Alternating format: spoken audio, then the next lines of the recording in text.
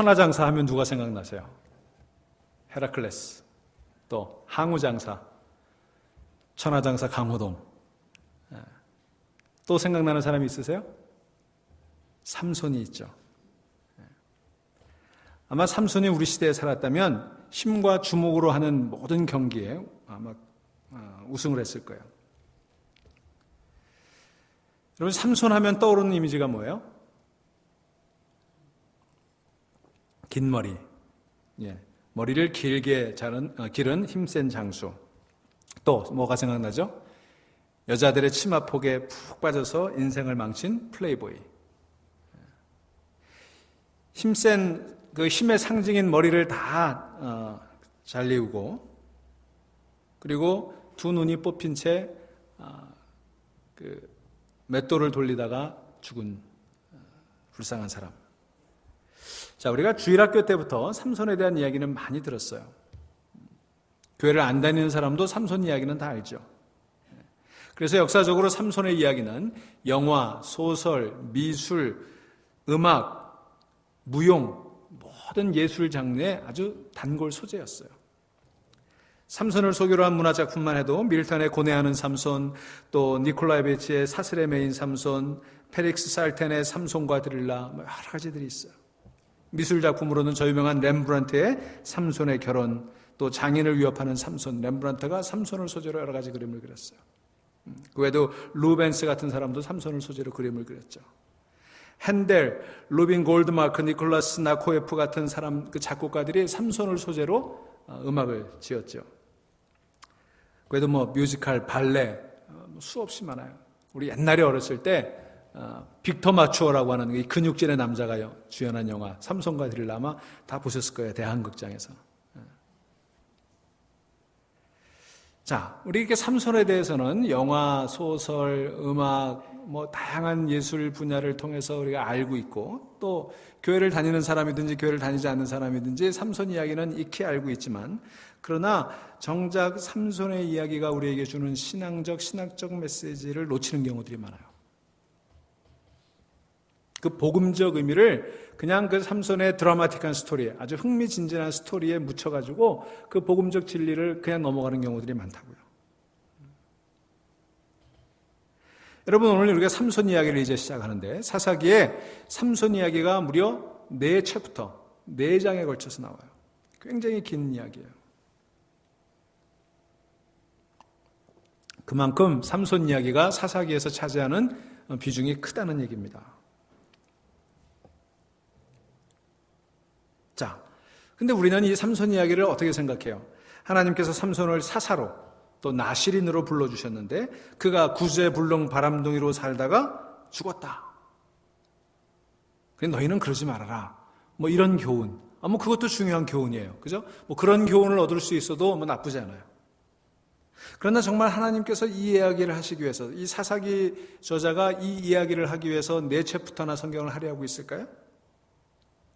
삼손은 포도열매도 먹지 말아야 되고 포도주도 마시지 말아야 되고 독주도 마시지 말아야 되고 시체 등의 부정한 것도 만지지 말아야 되고 머리도 깎지 말아야 되는데 그가 그것을 어겼다가 망했다. 이 이야기를 하기 위해서 4챕터를 할애한 것일까요? 물론 삼손은 끊임없이 인생의 실패를 반복합니다. 하나님의 기대와 하나님의 계획을 저버리고 천방지축으로 살았던 사람이 삼손임에 틀림이 없어요. 하지만 여러분, 제가 이 사사기를 공부할 때 어떤 인간의 그 주인공들의 영웅적인 이야기, 그들의 인간적인 이야기만 보지 말고 그 이야기 속에 나타난 하나님을 보라고 말씀드렸죠. 그러니까 이 삼손 이야기를 읽을 때도 삼손의 실수와 실패에만 집중하지 말고 그 배후에서 역사하시는 하나님의 모습이 어떤 것인지에 집중할 수 있어야 돼요. 반복되는 실수와 실패에도 불구하고 기다려주시고 인내하시며 언젠가는 승리하고 일어설 것을 믿어주시고 바라봐주시는 하나님의 사랑을 우리는 이 삼손 이야기 속에 볼 수 있어야 돼요. 하나님의 덮어주심. 여러분, 하나님은요, 덮어주시는 분이에요. 우리는 어때요? 우리는 들추는 사람들이죠. 우리는 덮어진 걸 못 봐요. 들춰야 돼. 감춰진 걸 못 봐요. 다 까발겨야 돼. 그래서 그냥 남북 정상의 대화록도 다 까버렸잖아요. 어쩌려고 그런지 모르겠어요. 우리는 남의 사생활도 다 까버려야 돼요. 남의 사소한 잘못도 다 들춰내야 돼요. 그래야 속이 시원해요. 연예인의 사생활도 그냥 다 들여다봐야 돼요. 그래서 신문만 보면 전부 연예인 이야기예요. 그런데 하나님은 그러시지 않으세요. 하나님은요, 덮어주시는 분이에요. 하나님의 역사하심이라고 하는 것은 우리의 허물, 우리의 잘못을 덮어주세요. 하나님의 긍휼과 은혜와 사랑으로 덮어주시는 하나님이에요. 여러분, 이 하나님의 덮어주시는 은혜가 오늘 여러분에게 함께 하시기를 주의 이름으로 축원합니다. 예수님 그러셨죠. 예루살렘아 예루살렘아, 내가 암탉이 병아리를 품듯이 너희를 품어주었거늘. 품어주는 거예요. 덮어주는 거예요. 그런 면에서 사사기의 진정한 주인공은 삼손이 아니라 드보라가 아니라 기드온이 아니라 하나님이십니다. 그들을 통해서 나타난 하나님의 이야기예요. 여러분, 이 역사의 주인공이 하나님이신 줄을 믿으시기를 바랍니다. 여러분 인생의 주인이 누구예요? 하나님이세요. 삼손, 드보라 이 이야기의 다 연출가가 누구예요? 하나님이시라고요. 그런 의미에서 삼손의 이야기는 힘센 영웅의 실패담이 아니라 가장 큰 자가 쓰러질 때, 그가 쓰러질 때 그 넘어지는 소리도 컸지만, 그러나 그렇게 큰 소리를 내고 넘어졌던 삼손을 다시 일으켜 세우시는 하나님의 사랑이 얼마나 더 큰가, 얼마나 더 위대한가를 보여주는 이야기가 삼손 이야기예요. 삼손 이야기는 불가능하고 무기력한 인간의 실체와 그것을 긍휼과 은혜로 덮으시는 하나님의 사랑, 하나님의 열심이 극명하게 드러나는, 극명하게 대조되는 그런 스토리라고 볼 수가 있는 것입니다. 그래서 끝까지 인내하고 사사기를 읽는 독자들에게 마지막 죽음으로 원수의 신전을 무너뜨리고 원수를 무찌르기 시작하는 삼손의 마지막 미션을 볼 수 있게 되는 거예요. 미션 임파서블, 제가 사사기를 시작하면서 그 말씀드렸죠. 불가능해 보이는 그 미션, 하나님의 은혜와 하나님의 사랑, 하나님의 긍휼이 그의 허물을 덮으니까 미션 임파서블, 그 불가능했던 그 사역들이 가능해지는 그 이야기가 오늘 삼손 이야기인 것입니다. 여러분, 이 삼손 이야기, 이 사사기에만 기록된 게 아니에요. 역사가 흐른 다음에, 오랜 세월이 흐른 다음에 하늘의 눈으로 하나님의 미션을 다시 돌아봤죠. 지나간 영웅들의 이야기를 다시 돌아봤죠. 그 책이 뭐예요? 신약의 히브리서예요. 히브리서 11장에 보면 믿음장이라고 하는 그 11장에 믿음의 일꾼들, 믿음의 영웅들의 이야기가 쭉 나오죠. 거기 그 믿음의 명예의 전당에 오른 인물들 쭉 나오는데 그 중에 당당히 삼손이 나와요. 사무엘, 다윗, 기드온과 어깨를 나란히 하고 삼손이 거기 등장하는 것을 볼 수 있습니다. 그의 삶은 전혀 믿음의 명예의 전당에 오를 수 없을 것 같은데, 그런데 하나님의 은혜와 긍휼이 그를 덮었을 때 그가 믿음의 명예의 전당에 오르게 되었던 것입니다. 사랑하는 여러분, 오늘 이 삼손의 이야기가 여러분의 이야기가 될 수 있기를 주의 이름으로 축원합니다. 너는 위대하신 하나님의 은혜를 믿어라. 하나님의 사랑은 너의 실수보다 크시다. 하나님의 은혜는 너의 실패보다 크시다. 이 음성 들을 수 있기를 바랍니다. 하나님은 나같이 못난 자, 실수투성이도 한 번 선택하시면 끝까지 버리시지 않으신다. 여러분, 이 메시지를 읽기를 바랍니다. 내가 한 번 넘어졌다고 신앙의 걸음을 포기하지 말아야 한다. 하나님은 다시 나를 일으켜 세워주실 것이다. 여러분, 이 메시지를 오늘 들을 수 있기를 주의 이름으로 축원합니다. 하나님은 나의 약점까지도 품어주시고 하나님의 손만 절대로 놓지 않으면 인생의 마지막 순간에 하나님을 의지하고 다시금 일어설 수 있다. 여러분, 이게 오늘 삼손 이야기를 통해 우리들에게 주시는 메시지 아니겠어요? 그래서 삼손은 오늘 우리들에게 승리의 메시지를 전해주고 있습니다. 삼손의 승리가 아니라 하나님의 승리예요. 여러분의 삶에도 이런 하나님의 승리가 나타날 수 있기를 간절히 축원합니다. 자, 바로 그 이야기를 이제 우리가 시작하겠는데요. 이제 이스라엘이 가장 약해져 있을 때, 이스라엘이 가장 밑바닥에 들어갔을 때, 그때 가장 강력한 사사를 하나님 보내주시죠. 이 사사 가운데서도요, 이 삼손은 가장 파워풀한 사사였어요. 이스라엘이 가장 영적으로 어두운 시절에 가장 강력한 사사를 보내주신 그 하나님의 사랑의 품으로 우리 한번 들어가 보도록 하겠습니다. 그래서 오늘 제목이 삼손, 기묘자예요. 자, 오늘 사사기 13장이 시작이 되면 아주 전형적인 사사기에 나오는 아주 티피컬한 문장이 나오죠. 뭐라고 되어 있어요? 이스라엘 자손이 다시 여호와의 목전에 악을 행하였으므로. 많이 들어보던 거죠. 수없이 많이 나오는 얘기예요. 이스라엘이 다시 악을 행하였으므로. 사사들이 등장할 때마다 이 얘기가 빠짐없이 나왔죠. 여기 다시라고 하는 말은 계속 또다시 진행형의 의미가 있어요. 그러니까 한 번 정도가 아니라 그냥 끊임없이 반복되는 이야기. 여러분, 이 사사기를 읽어보면요, 인간은 스스로의 힘으로는 하나님께 순종하고 선을 행할 능력이 없는 것 같아요. 인간은 참 경험만으로도 배우지 못하는 것 같아요. 그 정도 실패했으면, 그 정도 반복했으면 이제는 정신 차릴 만도 한데 또 돌아가는 거예요. 그들이 하는 것이라고는 기회만 되면 악을 행하는 것이에요. 다시 또. 여러분, 여기 이스라엘이 다시 악을 행했다 그렇게 되어 있는데 우리말에는 그냥 악을 행했다 이렇게 번역이 되어 있죠. 근데 히브리어 원문에는 이 악이라는 말에 정관사가 붙어 있어요. 그 악을 행했다. 그 악을 행했다. 그렇게 되어 있어요. 그러니까 이전에 그랬듯이 전에 행했던 그 악, 또 다른 악이 아니에요. 또 다른 잘못이 아니에요. 전에 계속해서 행했던 그 악을 행했다는 거예요. 뭐죠?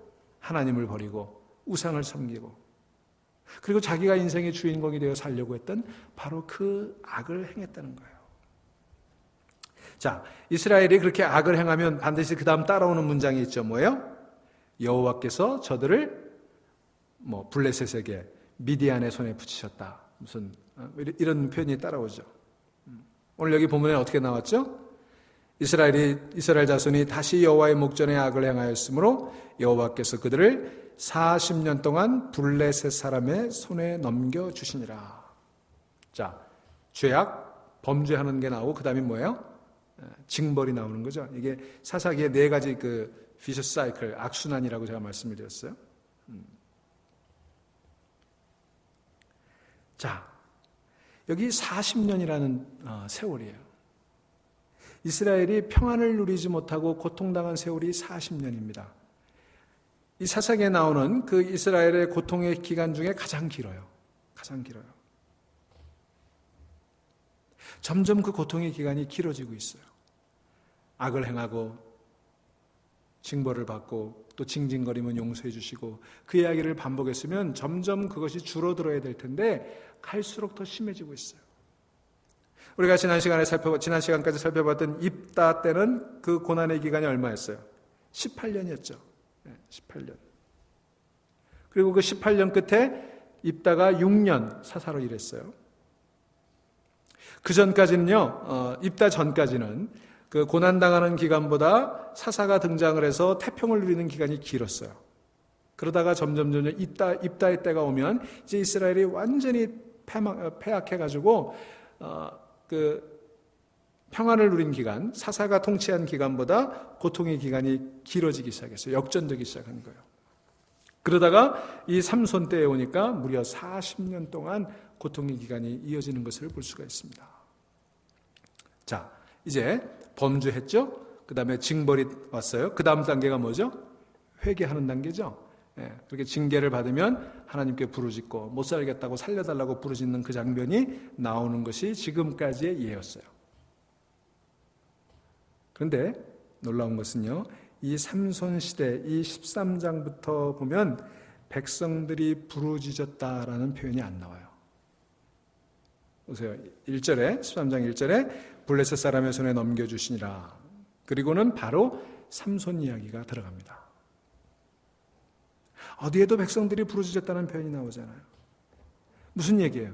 이제는 아무리 고통이 찾아와도 하나님을 찾지 않을 만큼, 그렇게 매를 맞고 그렇게 고난 속에서 이제는 하나님조차 찾지 않을 만큼 그들의 영적인 상태가 무뎌졌다는 거예요. 여러분 그거 아세요? 우리가 죄를 짓고 회개하고 또 용서받고, 죄를 짓고 회개하고 용서받고, 하나님 우리를 끊임없이 용서해 주지만, 그러나 문제는 뭐예요? 그렇게 반복되는 용서 속에 우리의 양심이 화인맞게 된다는 거예요. 우리의 양심이 무뎌진다는 거예요. 나중에는 이제는 회개하는 것조차 잊어버리게 된다는 거예요. 이제까지는 범죄와 고통 다음에 반드시 이스라엘의 부르짖음이 있어서 애처롭게 부르짖는 저들을 하나님 불쌍히 여겨주셨는데, 이제는 그 부르짖는 모습까지 마저도 사라져버렸어요. 그게 비극 아니에요, 여러분? 여러분, 전쟁터에 포탄이 떨어졌어요. 순식간에 아우수자라닥이 됐습니다. 군의관들과 간호사들이 도착해보니까 팔이 떨어져 나간 사람, 다리가 떨어져 나간 사람, 눈이 떨어져 나간 사람, 얼굴이 깨진 사람, 저마다 다 살려달라고 아우성칩니다. 아우성치는 사람은 희망이 있어요. 그죠? 아우성치는 사람 달려가서 고쳐줄 수 있어요. 그런데 한 사람 머리끝부터 발끝까지 성한 곳이 하나도 없이 아예 피범벅이 되어 부르짖지도 못하고 겨우 코끝으로 가녀린 숨만 헐떡거리고 있어요. 호흡이 멈춰가고 있습니다. 이제는 부르짖을 수조차 없는 거예요. 살았다고 하지만 살았다고 할 수 없는 그런 상태. 바로 그걸 삼손 시대의 이스라엘의 모습이었어요. 여러분, 기도할 힘이 남아있는 사람은 그래도 살아있는 사람이에요. 부르짖을 수 있는 그 양심의 일말이 남아있는 사람, 그래도 희망이 있는 사람이에요. 앞길이 꽉 막혀있고 좌우에 태산이 버티고 있어도, 도망갈 구멍조차 없어도 하늘은 열려있기 때문에 그 하늘을 향해 부르짖을 수만 있으면 구원의 손길이 펼쳐진다고요. 그렇게 하나님께 부르짖으면 하나님 달려오셔서 저들을 권면하셔서 저들을 찾아오셔서 살려주시는 거예요. 그런데 이제 하늘을 향해 부르짖는 소리조차 닫혔다. 여러분, 더 이상 희망이 없는 거예요. 절망이에요. 하늘을 향해 소리칠 수조차 없다면 정말 비극 아니겠습니까?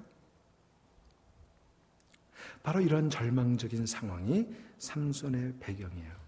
그런데 그런 절망적인 상황에서도 하나님의 주권적인 역사가 이어져 가는 것을 볼 수 있습니다. 인간이 완전 부패, 완전 타락으로 하나님을 찾을 힘조차 상실했을 때, 하나님 구원이 어디 있을까요? 날 좀 구원해 주세요. 부르짖지조차 않을 때, 그런데도 하나님이 나를 일방적으로 찾아봐 주셨어요. 그게 삼손 이야기예요. 여러분, 오직 하나님께서 하신 일을 기억하시기를 바랍니다.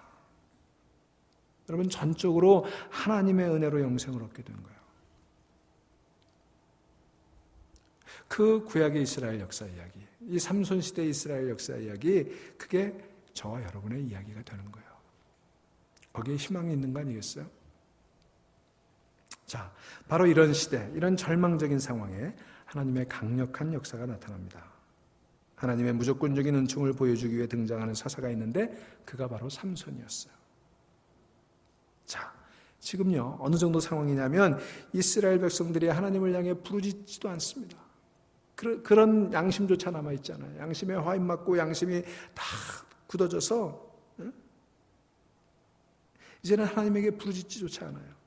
더구나 이스라엘 백성들을 모아서 블레셋에 대적할 만한 그런 힘조차 남아있지 않아요. 딴 때는 사사가 등장하고 사사가 또 백성들 모아서 하다못해 비적들, 건달들이라도 모아서, 잡류들이라도 모아서 대적했죠. 이제는 그렇게 모을 힘조차 없어진 거예요. 오히려 유다 지파가 자기들 손으로 사사를 붙잡아 원수 블레셋에게 넘겨주는 거예요. 그게 삼손 이야기잖아요. 그러니 이제는 같이 싸울 사람조차도 없어요. 그게 하나님 단독으로 삼손을 부르시는 거예요. 여러분, 삼손 이야기를 읽어보면요, 삼손은 한 번도 이스라엘 백성들을 불러 모아서 군대를 가지고 나가 싸운 적이 없어요. 혼자 싸워요. 이스라엘 백성들은 이방의 압제 속에서 고통을 당하면서도 이제는 아픈 줄도 몰라요. 잘못된 줄도 몰라요. 죽어가는 줄도 몰라요. 약속의 땅에 짓밟히고 민족 신앙과 인격이 짓눌리는데도 신음소리조차 내지 않아요. 어쩌다 하나님의 백성이 이 꼴이 되었느냐 탄식하는 사람조차 없어졌다는 거예요. 그때 하나님 삼손을 부르셨어요. 자, 그래서 삼손이 나타나는데 재밌는 것은요. 자, 악순환 네 가지 사이클이 있다고 그랬어요. 범죄, 그 다음에 징벌, 그 다음에 뭐죠? 회개. 그러면 뭐죠? 사사가 등장해서 구원. 태평을 누린다 그러죠. 그래서 보통 이런 패턴이죠. 이스라엘 자손이 악을 행했다. 하나님이 블레셋을 미디안을 통해서 징벌하셨다. 이스라엘이 부르짖었다. 하나님이 사사를 보내주셨다. 그래서 이스라엘이 40년간 태평하였다. 이게 패턴이었어요. 그러니까 오늘 이 사사기의 패턴대로 따르면 이제 삼손이 등장을 했으니까 그 다음에 뭐가 나와야 돼요? 이스라엘이 태평을 누렸다. 이 얘기가 나와야 되죠. 근데 어디를 봐도 그 얘기가 나오잖아요. 참고로 8장에 보시면 8장 28절에 이렇게 돼 있죠. 이게 전형적인 패턴이에요.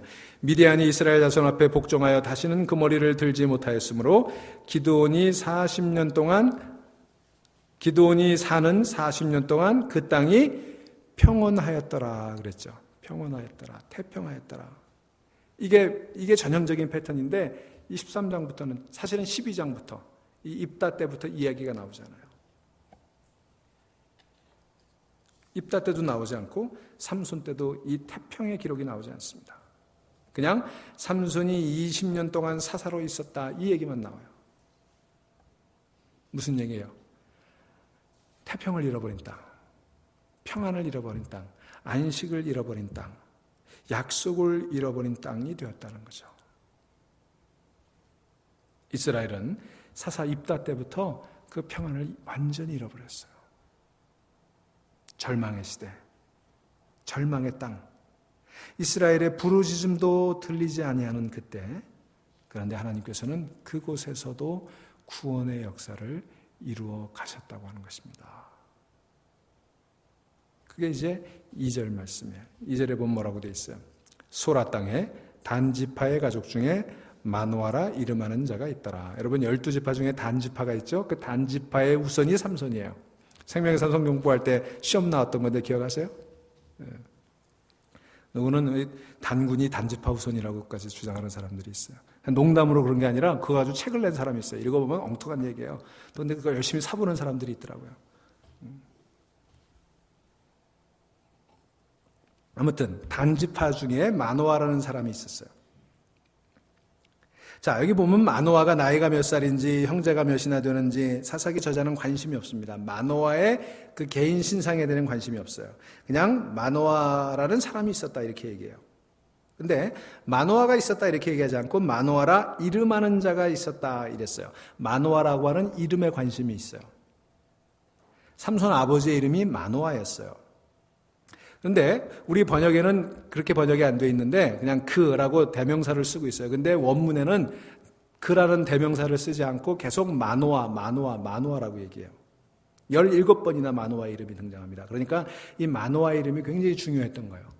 다른 때 같았으면 그냥 마노아 설명하고 그 다음에는 그가 히 이랬을 텐데 계속 마노아 17번이나 마노아 이름을 소개하고 있어요. 아주 고집스럽게 그렇게 하고 있습니다. 아주 예외적인 거예요.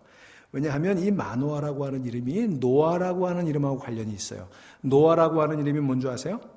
그 뜻이 휴식이란 뜻이에요. 안식이란 뜻이에요. 평안이란 뜻이에요. 그러니까 이 마노아의 이름이 평안이란 뜻이에요. 평안을 잃어버린 땅에서 블레셋하고 접하고 살면서 그가 그게 평안인 줄 알고 있었다는 거예요. 여러분, 우리가 양심이 화인 맞죠? 우리 마음, 우리 양심이 굳어져 버리면요, 죄 가운데 살면서 그게 괜찮은 줄 알고 살아요. 자기가 죽어가는데도 죽어가는 줄 모르고 살아요.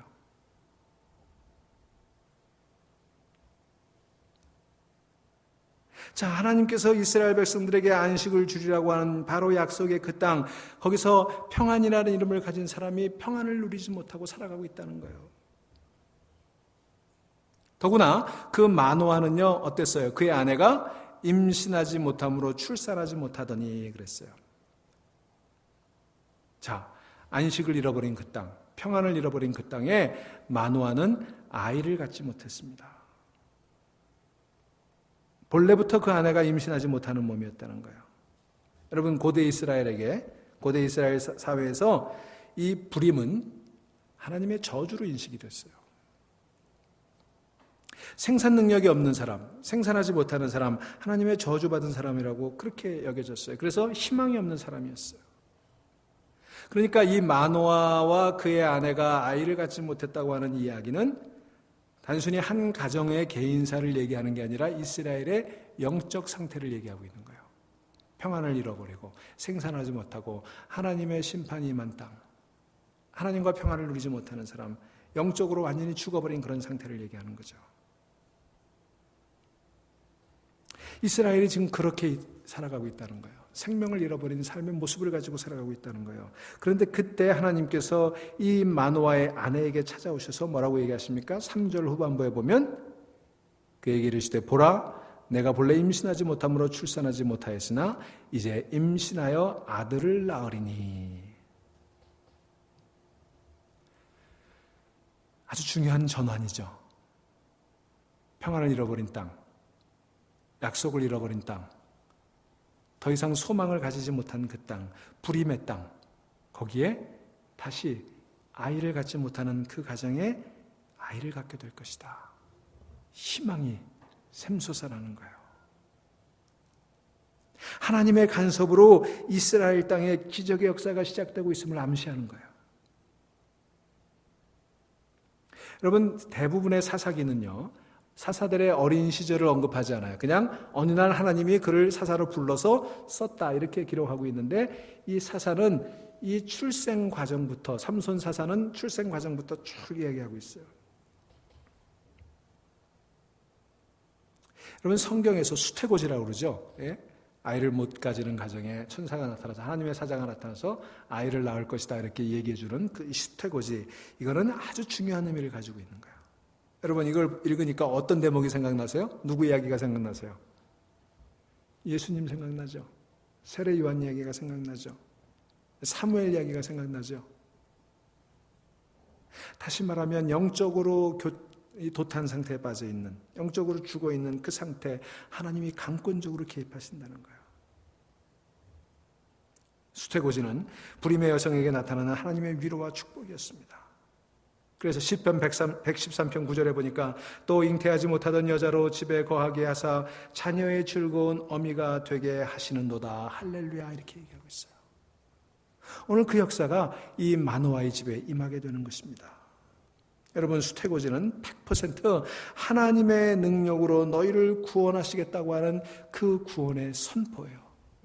오늘 이 선포가 오늘 여러분의 삶 가운데도 울려 퍼지기를 주의 이름으로 축원합니다. 세례 요한 어머니 엘리사벳이 잉태하지 못했을 때 천사가 나타나서 아이를 가지게 될 것이다 알려주었죠.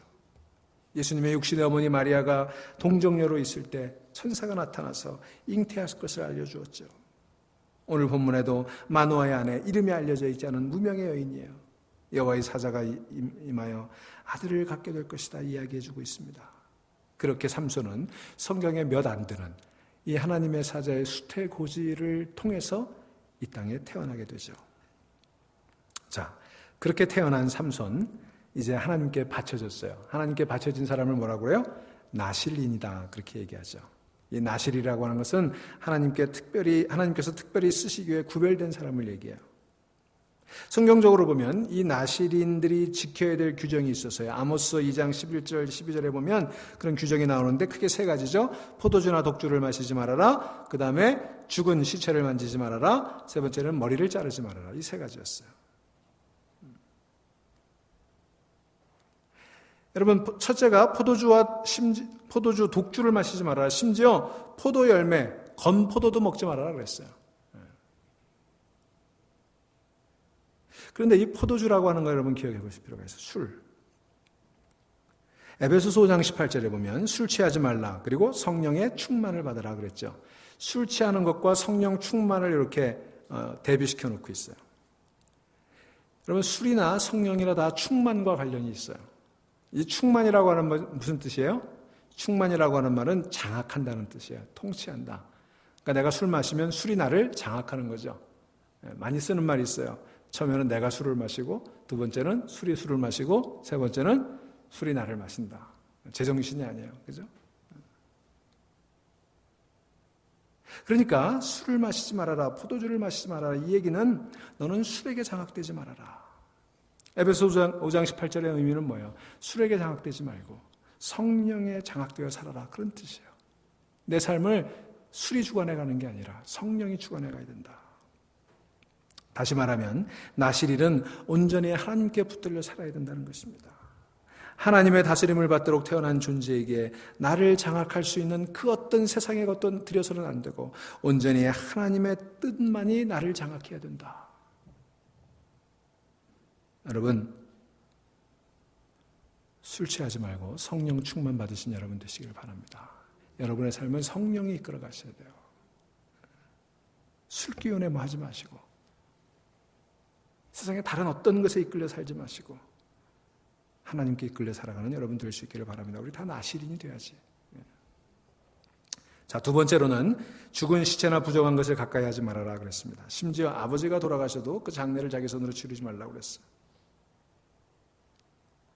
그것은 나실인은 오직 하나님의 백성을 살리는 일을 위해서만 쓰임받아야 된다. 그렇게 구별된 존재라는 거죠. 여러분, 우리 성도는요, 살리는 사람이에요. 예수님은 일으키시는 분이에요. 여러분, 예수님 부활하셨다고 하는 그 부활의 표현이 그 동사는 뭐라고 돼 있어요? 이렇게 세워졌다 그런 뜻이거든요. 그러니까 죽음에서 이렇게 세워지는 거예요. 그게 우리 성도예요. 그게 나실인이에요. 죽음의 문화, 죽음의 질서 속에 살아가는 게 아니라 생명의 질서, 생명의 문화를 따라 살아가는 거예요. 자, 세 번째 나실인은 머리를 깎지 못하도록 되어 있습니다. 그 의미는 뭐냐 하면 머리가 이렇게 나를 덮고 있다. 머리가 안 덮고 있는 분들도 좀 있으시죠? 저도 요새 고민인데 자꾸 머리를 나를 안 덮으려고 그래가지고.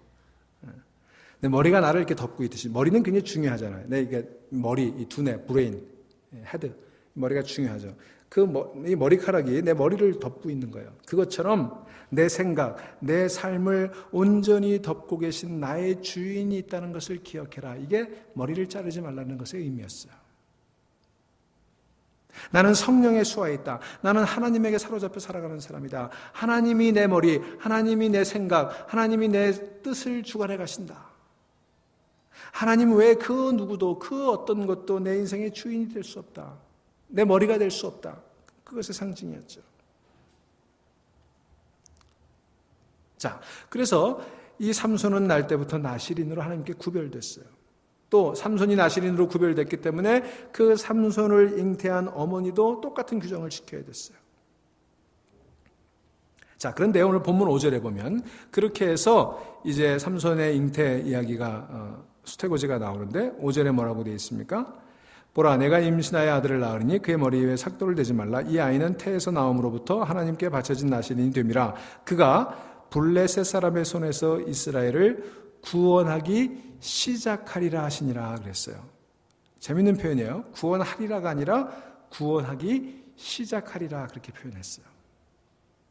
다시 말하면 삼손으로 구원이 완성되는 건 아니에요. 그 구원이 시작되는 거예요. 그 구원의 작은 역사를 시작하도록 삼손을 부르셨다는 얘기예요. 역사적으로 보면 이 구원의 완성은 사무엘, 다윗을 거쳐서 완성이 되게 되죠. 이스라엘의 블레셋을 완전히 물리친 건 다윗의 때거든요. 그래서 사무엘하 8장에 가서야 이제 블레셋을 완전히 물리치게 되는 거예요. 그러니까 삼손의 등장은 블레셋으로부터의 완전한 구원이 아니라 구원의 서막에 불과합니다. 그리고 궁극적으로는 이 구원의 완성은 언제 완성이 돼요? 예수 그리스도를 통해서 완성이 되는 거예요. 자, 이야기를 여기까지 정리해 보겠습니다. 이스라엘이 하나님의 은혜로 평안한 나라를 보내다가 하나님을 잊어버리고 악을 행하죠. 하나님은 그들을 이방손에 넘겨 고통을 겪게 하십니다. 그러면 하나님께로 돌아와 살려달라고 부르짖습니다. 그때마다 하나님은 저들을 살려주셨죠. 이게 정상적인 사이클이었어요. 그러다가 삼손 시대에 오니까 이스라엘이 응급실에 이제는 자기 의사를 표현할 수 없는, 숨도 자기 힘으로 쉴 수 없는 그런 중환자가 되어서 산소호흡기를 끄고 숨만 헐떡거리고 있었다. 완전히 죽어 있었다는 거죠. 그때 삼손이라고 하는 나시리를 통해서 범죄하고 이방손에 묶여지고 하나님께 부르짖고 하나님이 기도를 들으시고 다시 쓰시는 그 역사를 누구를 통해서 보여주세요? 삼손을 통해 보여주시죠. 이스라엘은 그거 다 끝났어요. 근데 하나님께서 삼손을 통해서 이 사이클을 다시 보여주시는 거예요. 이 삼손의 이야기를 통해서 하나님께서는 하나님의 인내와 사랑, 그의 은혜와 능력이 얼마나 놀라운 것인가를 우리에게 보여주고 있는 거예요. 이게 삼손의 이야기죠. 자, 다시 삼손 이 수태고지 이야기로 돌아가서 절망의 시대, 불임의 땅, 그곳에 찾아온 여호와의 사자에게 삼손 아버지가 감격해요. 근데 재미있는 건 그 여호와의 사자가 누구를 찾아왔어요? 마노아를 찾아왔어요? 그 아내를 찾아왔어요? 아내를 찾아왔어요. 이름도 알려지지 않은, 또 아이를 낳지 못하니까 얼마나 천대받고 사람들에게 손가락질 받았던 그런 여인이겠어요. 근데 그 마노아의 아내를 찾아왔어요. 그 마노아가 그 얘기를 듣고 하나님께 나에게 그 징조를 다시 보여주십시오, 그렇게 기도했어요. 근데 또 누구를 찾아와요? 또 아내를 찾아와요. 자, 어쨌든 그 이야기를 이제 듣고 마노아가 감격해서 염소 새끼를 대접하겠다고 그러죠. 그때 여호와의 사자가 얘기합니다. 내가 그 음식을 먹지 아니하리라. 정의 번제를 드리려면 오직 여호와께 드려야 할지니라. 그래서 그 이야기를 듣고 마노아가 새끼 염소를 이제 소제물로 드렸더니 불꽃이 반석 제단에서 나와서 불을 사르고 여호와의 사자가 그 불꽃에 휩쓸려서 하늘로 확 올라가는 그런 이적을 체험하게 됩니다. 신비한 이적을 체험하게 돼요. 그런데 그 과정에서 삼손의 아버지 마노아가 여호와의 사자에게 뭐라고 물어요? 당신 이름이 무엇입니까? 라고 물어요. 당신 이름이 무엇입니까? 그랬더니 뭐라고 대답하죠? 내 이름이 기묘자다, 그렇게 대답해요. 자, 이름이 뭐냐라고 묻는 거는요, 당신의 정체가 무엇입니까? 당신이 행하는 일이 무엇입니까? 라고 묻는 거예요. 왜 나를 찾아오셨습니까? 라고 묻는 거예요. 그때 여호와의 사자의 대답은 내 이름은 기묘자다 그랬어요. 기묘자란 말이 무슨 뜻이에요, 여러분? 기묘자. 이 기묘자라고 한 말은요, 히브리어로는 펠리라고 하는 말인데 공동 번역에는 비밀이라고 그렇게 번역을 했어요. 비밀.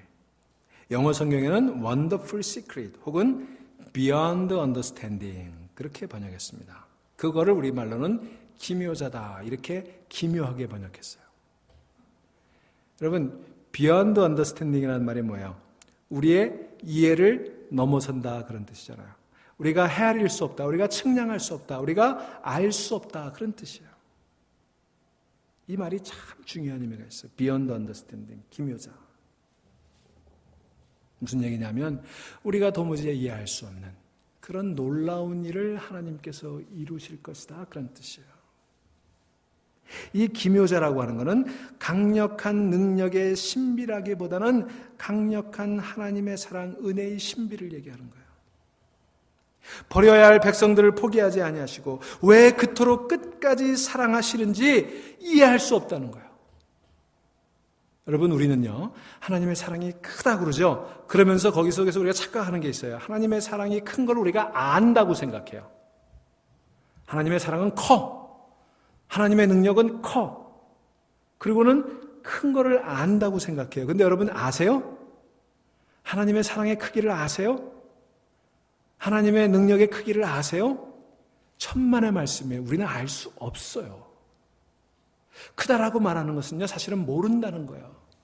얼마나 큰지 모른다는 거예요. 여러분, 우주가 얼마나 큰지 아세요? 천문학자들이 무슨 숫자를 갖다가 막 붙이는데 사실은 그 얘기는요, 모른다는 얘기나 똑같아요. 모른다는 얘기나. 그런데도 굉장히 아는 것처럼 자꾸 갖다 붙여요. 사실은 모르고 있다는 거예요. 여러분, 우리가 하나님의 사랑의 크기를 알 수 없습니다. 하나님의 능력의 크기를 알 수 없어요. Beyond understanding. 우리가 헤아릴 수 있고 우리가 생각할 수 있는 그걸 넘어서는 거예요. 말할 수 없는 은혜, 하나님의 사랑이에요. 여러분, 하나님이 우리의 죄를 왜 용서해 주시는지 아세요? 그 이유를 아세요? 알 수 없어요. 내가 회개했기 때문에 나를 용서해 주시나요? 그거 아니에요. 하나님의 기적이 왜 내 삶 가운데 어떻게 나타나는지 여러분 측량할 수 있으세요? 없어요. 어떻게 나타날지, 언제 나타날지 우리는 알 수 없어요. 얼마나 큰 능력이 나타날지 우리는 알 수 없어요. 그 하나님의 엄청난 영, 기묘하다고밖에 말할 수 없는, beyond understanding이라고 말할 수밖에 없는, 내 상식, 내 측량을 넘어설 수밖에 없는, 그래서 우리는 모른다고밖에 말할 수 없는 그 하나님의 능력이 그들과 함께 있겠다는 거예요. 그게 기묘자예요. 그게 하나님의 이름이에요. 여러분, 삼손의 이야기는 힘센 영웅의 실패담도 아니고 힘센 영웅이 재기담도 아니고 우리가 측량할 수 없는, 왜 용서해 주시는지, 왜 사랑해 주시는지 그것을 알 수 없는 하나님의 beyond understanding, 우리의 지혜를 넘어서는, 우리의 상식을 넘어서는, 우리의 추측과 우리의 측량을 넘어서는 그 하나님 사랑의 이야기입니다. 왜 그렇게 끊임없이 실패하는 삼손을 하나님이 끝까지 포기하지 않으셨는지 우리 알 수 없어요. 그 이유를 알 수 없어요. 왜 끝까지 동행해 주셨는지 우리 알 수 없어요. 그래서 기묘자예요. 여러분, 하나님은요 기묘자이신 줄로 믿으시기를 바랍니다. Beyond understanding.